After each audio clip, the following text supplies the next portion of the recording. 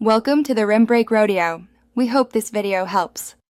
In this video, I will explain how to make delicious eclairs. We'll start by creating the choux pastry, the foundation of our eclairs. First, combine water, milk, butter, sugar, and salt in a saucepan and bring it to a boil. Then, stir in 1 cup of flour until it forms a smooth dough. Cook this mixture for about 1.5 to 2 minutes to release moisture, then cool it slightly before adding the eggs. Next, we'll prepare our choux pastry for baking.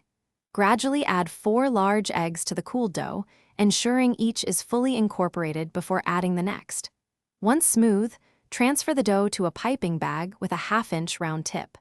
Pipe about 18 to 24-inch long strips onto a baking sheet.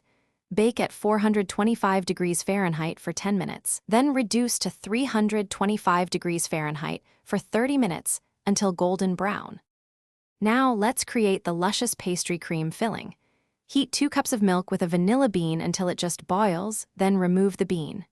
In a separate bowl, whisk 3/4 cup of sugar, 1/4 cup of cornstarch, a pinch of salt, and 4 egg yolks until light and creamy. Slowly add the hot milk to the egg mixture, then cook it back in the saucepan, whisking until it thickens like pudding. For the grand finale, we'll glaze our eclairs.